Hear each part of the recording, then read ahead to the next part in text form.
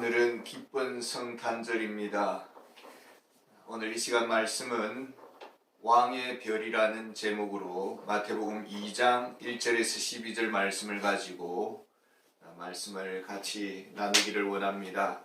1절 2절을 읽어보겠습니다. 헤롯 왕 때에 예수께서 유대 베들레헴에서 나심에 동방으로부터 박사들이 예루살렘에 이르러 말하되 유대인의 왕으로 나시니가 어디 계시냐? 우리가 동방에서 그의 별을 보고 그에게 경배하러 왔노라 하니.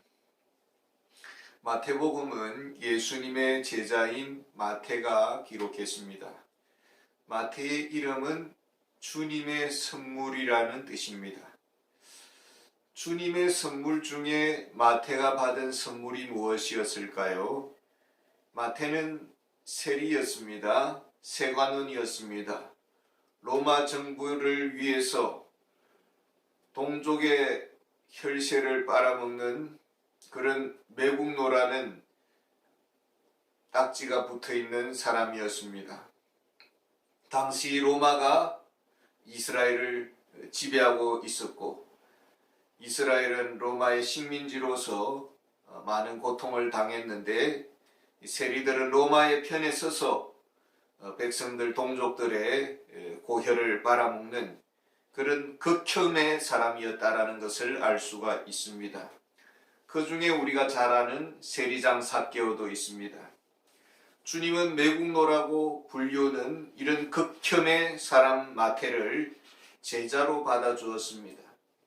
주님의 긍휼과 자비만이 가능한 일이었습니다. 마태복음은 주후 50년경에 기록했습니다. 예루살렘 성전이 주 70년경에 무너졌는데 20년 전에 기록했던 것을 볼 수가 있습니다. 마태는 수리아 안디옥에서 마태복음을 기록했고 그 기록 대상이 이방에 흩어져 있는 수리아나 팔레스타인의 유대인들을 대상으로 이 편지를 이 마태복음을 기록했습니다. 마태는 예수님께서 고대로부터 기다리고 오던 참된 메시아이심을 많은 유대인들에게 증거하고자 했습니다.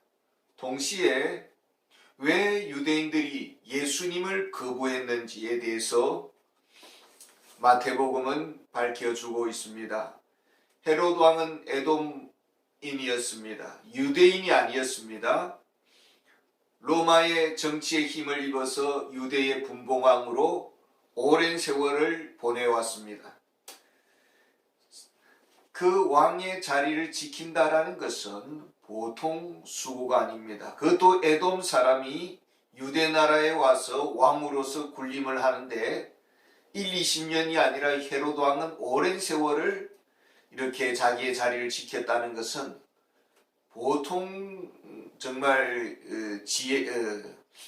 정치꾼이 아니면은 감당할 수 없는 일인데 이 헤롯 왕은 많은 공을 들였습니다. 그래서 유대인들을 위해서 유대인들의 마음을 달래고자 예루살렘 성전을 재건을 했던 사람입니다. 그래서 헤롯 성전이라고 불리우기도 하고 많은 건축 사업을 했습니다.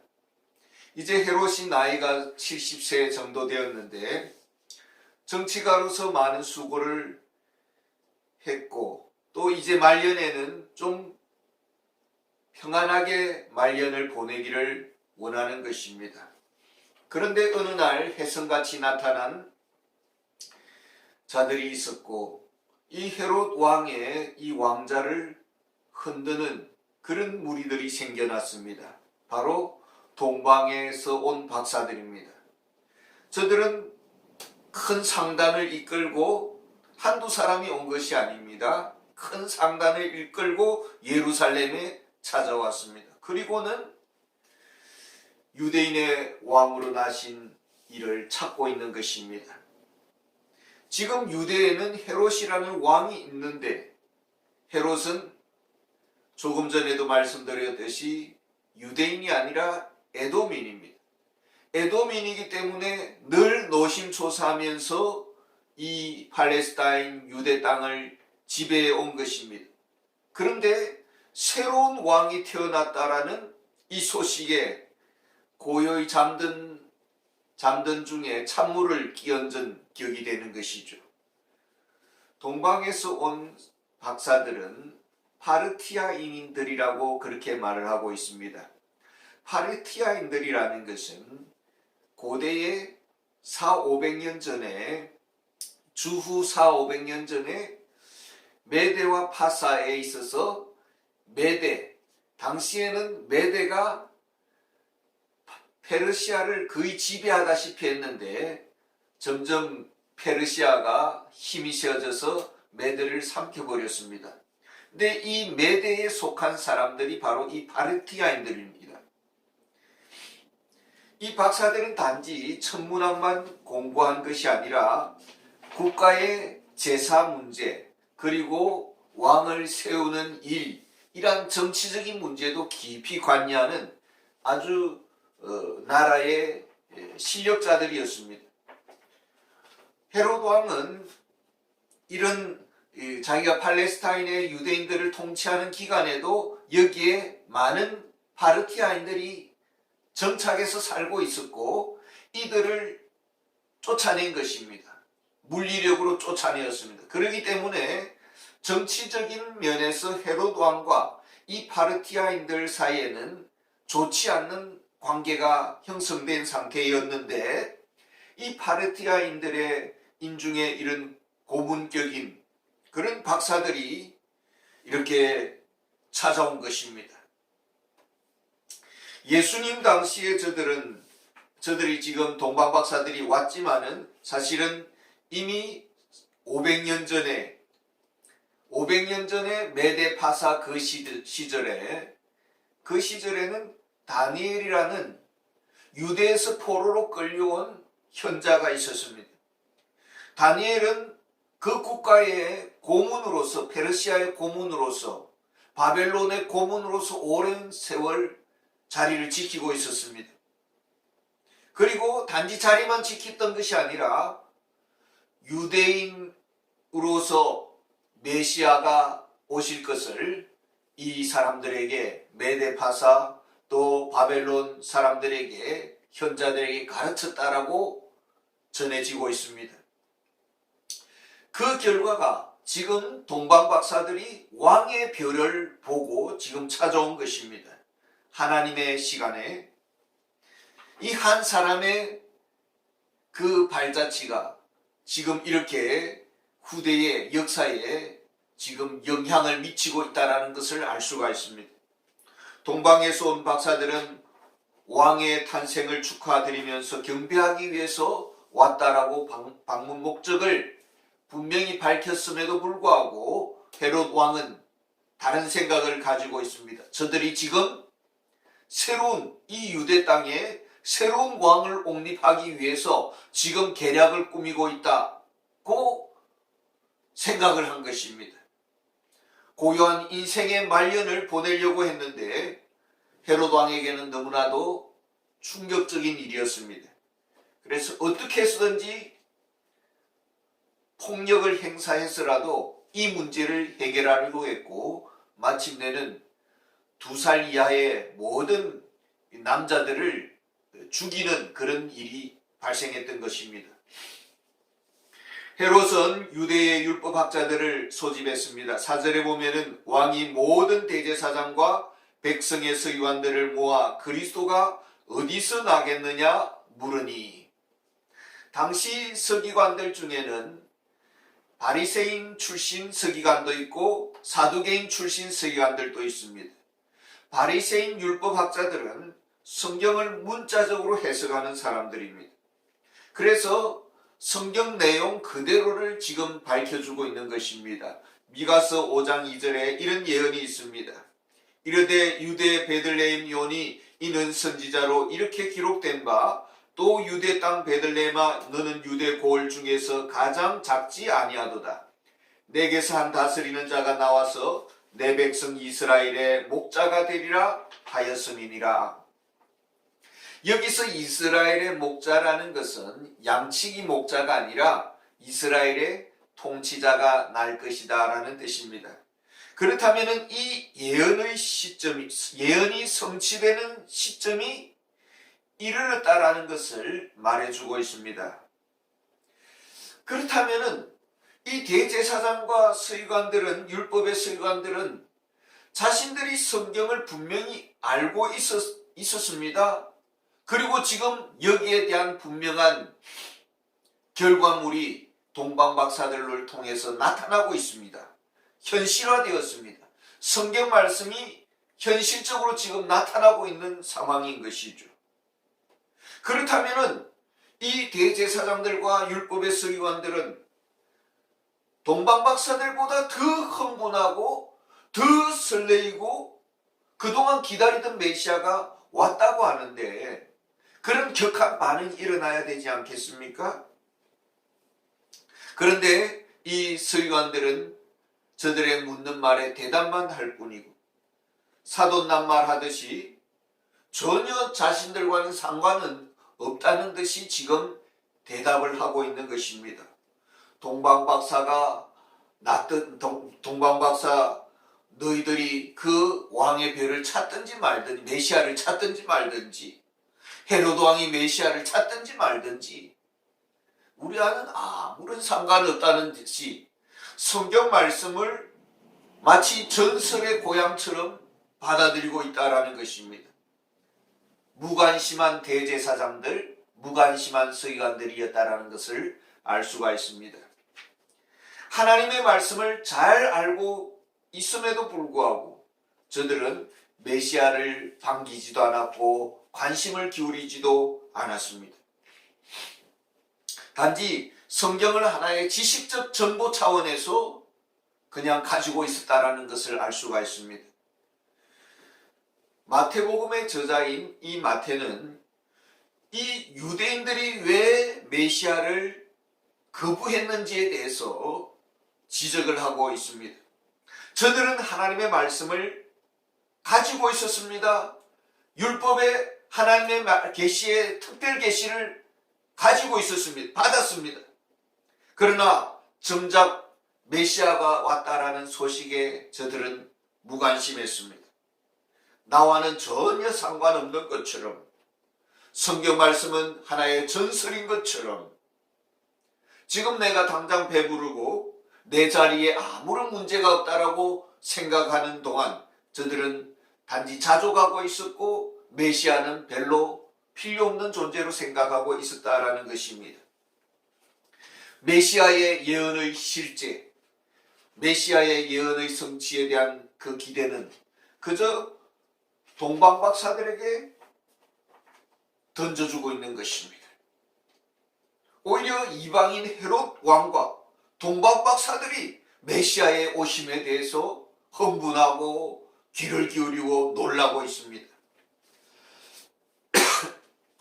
성경 말씀을 단지 가지고 있다라는 이유로 성경 지식이 자신들의 모든 구원을 보장해 주는 듯이 그들은 착각하고 있었습니다. 종교적인 지위가 저들의 모든 것을 보장해 주는 듯이 그들은 착각하고 있었습니다. 그리고는 정작 그리스도에 대해서는 전혀 관심이 없었습니다. 무심한 성탄절, 예수님이 오시든지 말든지 그저 등 따쓰고 배부르고 장사만 잘 되면은 나와는 아무런 상관은 없다는 듯이 이것이 바로 유대 율법 교사 또 종교 지도자들의 태도였습니다. 헤롯은 지금 이 시점에서 자신의 위치를 공고히 하기 위해서 왕의 보위에서 쫓겨나지 않기 위해서 왕으로 오신 아기를 죽이려는 음모를 꾸미고 있고 지금 유대 종교 지도자들을 불러서 그 정보를 캐내고 있고 그리고 동방박사들을 이용해서 이용을 하고 있는 것을 볼 수가 있습니다. 그리고 이런 헤롯의 악한 음모에 대해서 유대 종교자 지도자들은 쓰임받고 있다는 것입니다. 불의의 병기로 쓰임받고 있습니다. 예수님을 죽이는데 불의의 병기로 유대 종교 지도자들은 그 정보를 제공해 줌으로써 헤롯 왕의 음모의 이용의 대상이 되고 있었다는 것을 알 수가 있습니다. 박사들은 헤롯의 음모가 이것이 음모인지조차도 모르고 있었고 단지 예수님을 찾는 과정에서 예수님은 유대의 땅 베들레헴에 오셨다라는 것을 그들이 알게 된 것입니다. 그리고 찾는 중에 왕의 별이 나타나서 그들을 인도하고 있습니다. 성령님은 누구를 사랑하고 가까이하고 인도해 주시는 것입니까? 하늘의 계시의 문은 누구에게 열리는 것입니까? 하나님은 누구에게 영적인 눈을 열어주시는 것입니까? 어찌 보면 마태는 이 유대인들에게 바로 너희들이 메시아를 거부한 그 이유가 바로 여기 있다라는 것을 지적하고자 마태복음 11장 25절에 이렇게 기록을 하고 있습니다. 그때 예수께서 대답하여 이르시되 천지의 주제이신 아버지여 이것을 지혜롭고 설기 있는 자들에게는 숨기시고 어린 아이들에게는 나타내심을 감사하나이다. 분명 어린아이, 여기서 말하는 어린아이란 예수님의 제자들을 말을 하고 있습니다마는 이 오늘 본문에서는 이 어린아이와 같은 마음을 가진 분들이 바로 동방박사들이라는 것을 알 수가 있습니다. 하나님은 이 동방박사들에게 왕의 별을 보여주었고 아기가 나신 곳까지 왕의 별이 지금 인도하고 있는 것을 볼 수가 있습니다. 하나님은 이와 같이 우리의 마음이 어린 아이와 같기를 원합니다. 부드러운 마음, 겸손한 마음, 하나님의 나라에 대해서 가장 관심을 가지는 사람, 예수님의 일이라면 최고의 가치요, 최고의 기쁨이요, 그리고 가장 진지하게 직면하는 그런 사람을 하나님은 오늘도 찾고 있습니다. 동방박사들은 아기 예수님의 집 앞에서 그 흥분을 감추지 못하고 있습니다. 10절에 보면은 그들이 별을 보고 매우 크게 기뻐하고 기뻐하더라. 단지 하늘의 별을 보았기 때문이 아니라 예수님께로 인도한 그 별을 보고 기뻐했다라는 것이죠. 그 별은 바로 왕의 별이었습니다. 왕께로 인도하는 만왕의 왕, 만주의 주께로 인도하는 별이었습니다. 이 세상에는 별을 바라보며 살아갔던 사람들이 있습니다. 하늘의 뜻만, 하나님의 뜻만을 가장 귀하게 여기면서 살아갔던 사람들이 있습니다. 성경에는 노아가 있었습니다. 그는 세상이 모두가 타락의 홍수 속에 설려내려갈 때에 노아는 의롭게 하나님과 동행했던 사람이었습니다. 고독한 길을, 좁은 길을 걸어갔던 사람입니다. 별을 바라보며 살아가는 사람들, 위를 바라보며 살아가는 사람들. 아브라함은 75세의 갈 바를 알지 못하고 하나님의 부르심을 따라 가나안 땅을 향해 나아갔던 것을 볼 수가 있습니다. 하나님의 말씀을 가장 소중히 여기는 사람, 하나님의 비전을 가장 귀하게 여기며 쫓아가는 사람들. 다니엘은 하나님과 독대하는 그 시간이 가장 소중했습니다. 그래서 그 왕 외에 다른 신에게 기도하거나 경배하는 자를 죽이는 다니엘법을 만들어 버렸습니다. 이 다니엘법을 어길 때는 사자굴에서 사자의 밥이 된다는 것을 다니엘은 알고 있었습니다. 그럼에도 불구하고 다니엘은 하나님만 바라보았고 오히려 창문을 열고 공개적으로 하나님 앞에 하루에 3번씩 기도했고 마침내는 사자굴에 던져진 바 되었지만은 하나님께서 다니엘을 지켜주셨던 것을 볼 수가 있습니다. 오히려 다니엘을 잡으려고 했던 다니엘법을 만들었던 자들은 사자의 밥이 되었던 것을 알 수가 있습니다. 하나님의 말씀이 가장 소중한 사람, 하나님과 함께하는 사람 것이 가장 귀한 것, 예수님만이 우리 인생의 가장 소중한 것이다라고 생각하는 사람들, 저들은 위를 바라보는 사람들입니다. 별의 인도를 받는 사람들이고 성령님의 음성에 귀를 기울이는 사람들입니다. 그리고 주님의 일에 가장 기뻐하는 사람들, 주님의 일, 교회가 잘 되는 것을 가장 즐거워하는 그런 사람들입니다. 동방박사들은 예수님 앞에 나와서 경배를 드리고 황금과 유황과 몰약이라는 예물을 드렸습니다. 이 황금이라는 것은 왕에게 드리는 예물입니다. 당신은 만왕의 왕이십니다. 당신은 만주의 주가 되십니다라는 고백을 담아서 황금의 예물을 드렸습니다. 그리고 유향이라는 것은 왕을 기쁘시게 한다라는 것입니다. 고대 성전에는 이 향이라는 향이 항상 이렇게 성전 앞에서 풍겨져 나왔습니다. 그러니까 하나님을 기쁘시게 하기 위해서 아주 귀한 향이 지금 귀한 향을 바치고 있습니다. 그리고 몰약이라는 것은 죽은 자의 그 몸에 바르는 향기인데 예수님께서 이 세상에 당신의 자기 백성을 죄에서 구원하기 위해서 대신 십자가에 못 박혀 죽으십니다. 주님의 몸에 바르는 향이 바로 이 몰약이었습니다. 십자가의 예수님, 구원의 예수님을 우리에게 알려주고 있고 또 고백하는 것입니다. 그래서 이 세 예물을 통해서 예수님은 만왕의 왕이시고 예수님은 우리의 구세주가 되시고 우리는 만왕의 왕이시고 구세주이신 예수님을 기쁘시게 해드리기를 원합니다라는 이 고백이 이 예물 속에 담겨 있는 것을 볼 수가 있습니다. 하나님은 이렇게 아기 예수님께 경배드리는 이 동방박사들을 헤롯의 그 사단의 음모에서 덫에서 피할 길을 주시는 것을 볼 수가 있습니다. 12절에 보면은 그들은 꿈에 헤롯에게로 돌아가지 말라 지시하심을 받아 다른 길로 고국에 돌아가니라. 하나님은 사단의 시험을 피하도록 인도하십니다.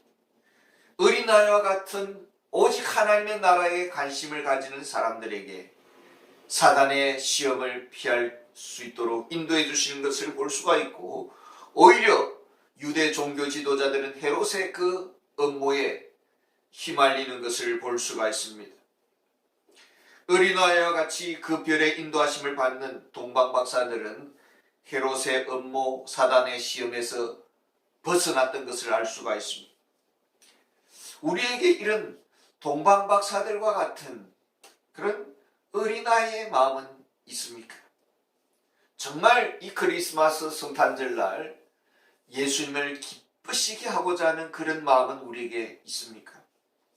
정말 만왕의 왕이신 예수님께 우리의 마음과 뜻과 정성과 힘을 다해서 경배드리는 그런 성탄절이 되기를 원합니다. 감사합니다. 메리 크리스마스.